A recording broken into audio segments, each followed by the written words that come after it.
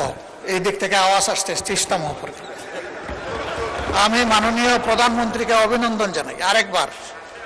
তার সফরের পরে অভিনন্দন জানিয়েছিলাম, আরেকবার অভিনন্দন জানাই। তিস্তা মহাপরিকল্পনা বিষয়ে তিনি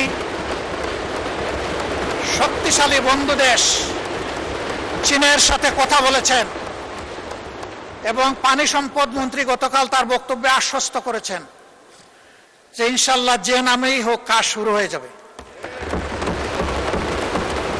আমরা নামের কাঙ্গাল নই, আমরা কামের কাঙ্গাল।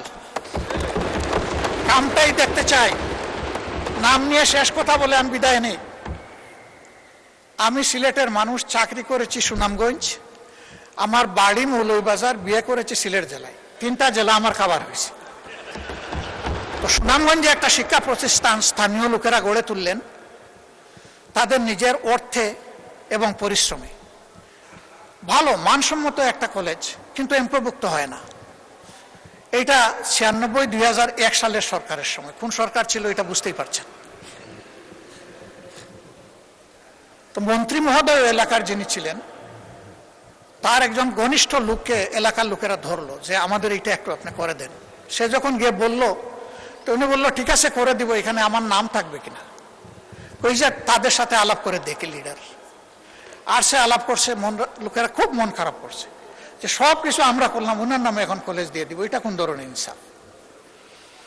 তো তারা মন খারাপ করে পাকিস্তান আমলের এক সরপঞ্চের কাছে গেছে। তখন তো আর মেম্বার ছিল না, সরপঞ্চ ছিল। এই বৃদ্ধ লোকের কাছে গিয়ে বলছে যে ঠেকলে নাকি বৃদ্ধের কাছে আসতে হয়, আপনি একটু বুদ্ধি দেন, কি করব। আমাদের যুবকরা শুনে তো খেপে গেছে, বলে যে সারা জীবন আমাদের এমপিভুক্তি হওয়ার দরকার নেই, আমরা এইভাবেই চলব। তো উনি বলে অসুবিধা নাই, ওই লোকটাকে দাওয়াত দাও যাকে তোমরা মাঝখানে ধরেছ, তার সাথে আমিও একটু বসতে চাই, তোমরাও থাকবা। তো ওই লোককে নিয়ে বসে বসে বলছে যে ঠিক আছে মন্ত্রী মহোদয় এত বড় একটা কাজ করে দিবেন, আর তিনি আশা করেছেন তার নামটা থাকুক, তারও নাম থাকবে, এলাকারও নাম থাকবে। তো যদি এটা তিনি মানেন তাহলে একটা সমাধানে আমরা যেতে পারি। সে খুশি হয়ে গেছে যে প্রস্তাবে তো অর্ধেক মিলল।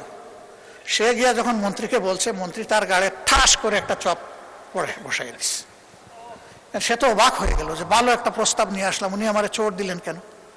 বলে যে তোর বাবারা কি বলছে তুই কি খেয়াল করেছিস, এলাকার নাম পাগলা। এখন যদি এলাকার নামের আগে আমার নাম হয় তাইলে অমুক পাগলা,